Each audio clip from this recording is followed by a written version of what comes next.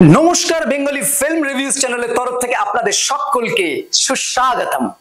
আজ আমরা রিভিউ করব অরিন্দম শীল পরিচালিত জঙ্গলে মিতিন মাসি ছবির টিজার নিয়ে। আপনাদের সঙ্গে আমি তন্ময়। এবার যদি এই ছবির গল্প সম্পর্কে ছোট করে বলতে যাই, সেখানে প্রথমেই বলতে হবে সুচিত্রা ভট্টাচার্যের সারান্ডায় শয়তান এই গল্পকে অবলম্বন করে পুরো ছবিটি তৈরি করা হয়েছে। জঙ্গলে চোরাচালান এবং বন্য জন্তুদের শিকার করা হচ্ছে, সেই শিকারের প্রতিবন্ধকতা লাগাতে আসছে সুচিত্রা ভট্টাচার্যের নির্মিত চরিত্র মিতিন মাসি।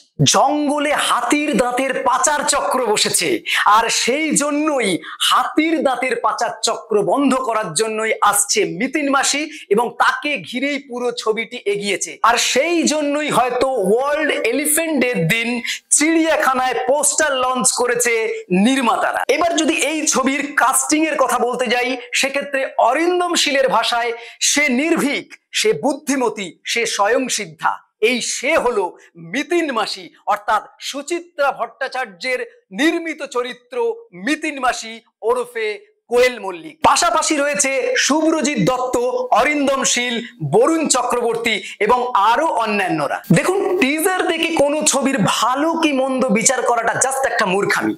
আমি কেবল অ্যাকর্ডিং টু দ্য টিজার আমার কিছু ভালো লাগা, খারাপ লাগা বা বলতে পারেন আমার কিছু মন্তব্য আমি আপনাদের সামনে জাস্ট রাখবো।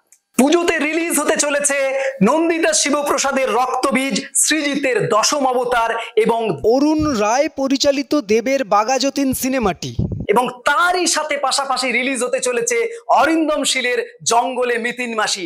এক্ষেত্রে পরিচালকের আত্মবিশ্বাসের প্রশংসা না করে পারা যায় না। ছোটবেলা থেকে আপনারা পড়ে আসছি বিভিন্ন রচনা এবং প্রবন্ধ বন্য প্রাণী সংরক্ষণ নিয়ে।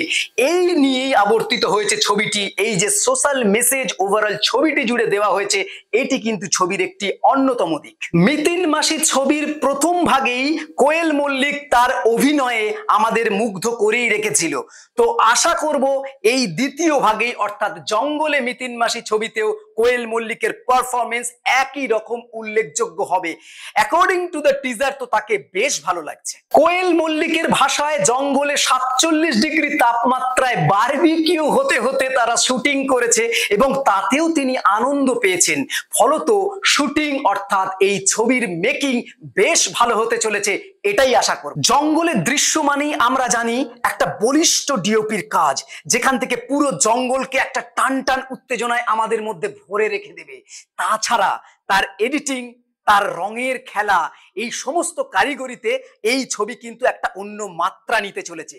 পাশাপাশি অবশ্যই বলতে হবে এর ব্যাকগ্রাউন্ড মিউজিকের কথা, কারণ ওভারঅল জঙ্গল মানেই, মিতিন মাসি মানেই কিন্তু একটা সাসপেন্স।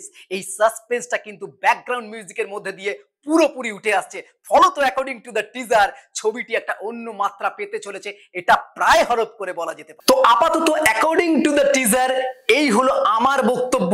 এখানেই আমি এই টিজার আলোচনা থামাবো। তবে একটা কথা অবশ্যই জানিয়ে রাখছি, ছবিটি দেখার পর এর আরো গুরুত্বপূর্ণ, আরো ডিটেল আলোচনা আপনাদের সামনে আমি করব বিএফআর এর তরফ থেকে। তো এই হলো ওভারঅল রিভিউ। এরকম আরো নতুন নতুন রিভিউ জানতে বেঙ্গলি ফিল্ম রিভিউজ দেখতে থাকুন।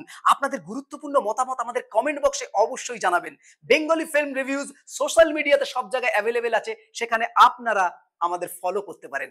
বাংলা সিনেমাকে এগিয়ে রাখুন, বাংলা সিনেমার পাশে থাকুন। Thanks for watching.